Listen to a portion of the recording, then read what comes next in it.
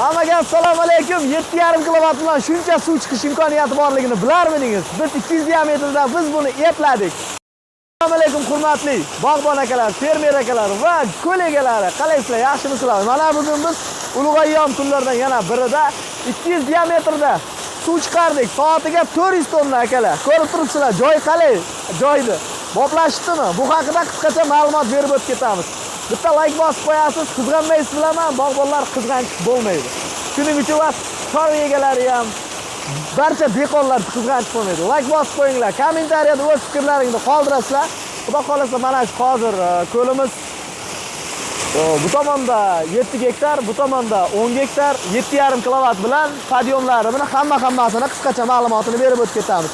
Birinchi o'rinda sizlarga mana shu joyda ma'lumotini berib o'tib ketamiz. Bu yer hozir tepadan suv tushyapti va bu yerdan sharchara bo'lib, kislorodga to'yinib, suvimiz to'liq ko'lga tushib ketyapti. Ya'ni baliqlarga to'liq kislorod. Ya'ni mana uni ko'ringlar. Har bittasida nima bo'lib yotibdi? Mana shuni ham bitta olib qo'ying. Mana suv tushishi ekonom, bu yerga 15 kilovat ham to'g'ri keladi, 22 kilovat ham to'g'ri keladi. Lekin bu suv nima deyapti? Buni qaranglar. O'ta zo'rmi? Sharchara qilib tushib, ko'ldagi kislorodni foizini oshiradi. Shu holatda. Hop, ketdik. Yuraverasiz. Bu yerga steyak qildik. Xudo xolasa, mana shu holatda o'rnatishimizda bizga yordam bergan Bekart kanali. Yashnar akam katta yordam bergan. Suv bomba, zavor bo'ldi. Gap yo'q. Nima qilsin? Like. Meni kanalimga o'tsalar bilasizlar. Gap o'tinda Bekartga. Xullas, podyomi hozirda mana shu joyidan stoykalarimiz. Yashnar aka 263 metr ha? 320. Konteynerni turbada, bu yerda nimaga bu yerda ko'tarilgan? Bu yerdan rebavozlar, baliq uchun yuradigan katta nimalar o'tkaziladi. Ya'ni mashina o'tadi. Ha, muallif akamiz mana shu holatga mana shunaqa qilib berasizlar dedilar. Podyomini ham ko'rasizlar. Hozir mana sekin tushib kelaverasizlar. Qalay suv? Zo'rmi? Yasha. Ketdik. Xo'p, akalar, tepalikka konteynerni turba qo'yganmiz. Bu yerga 200 lik flans qo'ydik, adapteri bilan. Bu tomoni polni nima bilan ketgan mana. Nima deydi? Polietilinda ketgan.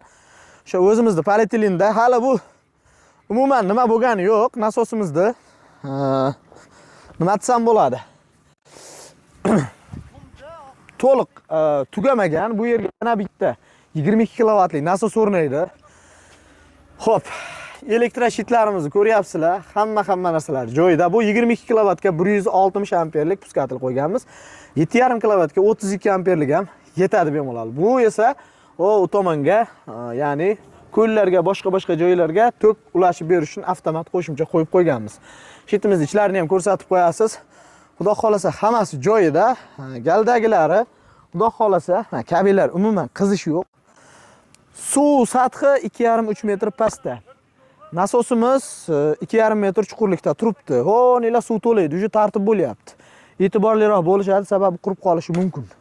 Xo'p, turbani 1 metrini shu joyga yetib kelishi 120 ming so'm.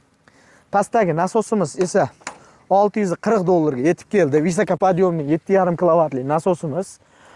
Elektroshit mana shu joyga 350 dollarga tushdi. Mana shu komplekt hamma yo'g'i, xudo xolasa teril nima bo'lishi.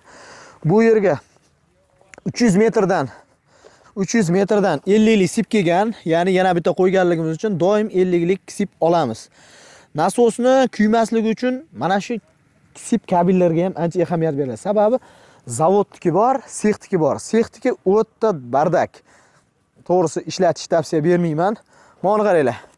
229, 227, 226 juda ham chotki, xudo xolasa. Xo'p, qanchaga tushdi?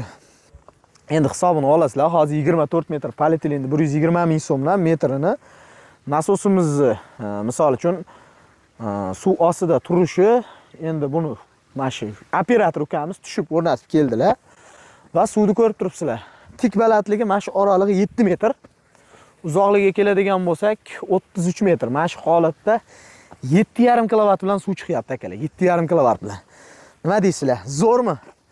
Xo'p, xudo xolasa yana nasoslarimizni o'rnatib boramiz hali.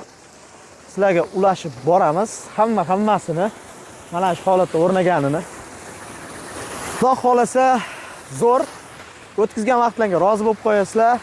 Rahmat hammaga. Shunday xizmatlar kerak bo'lsa, qo'limizdan kelgancha qilib berishga harakat qilamiz. Rahmat hammaga.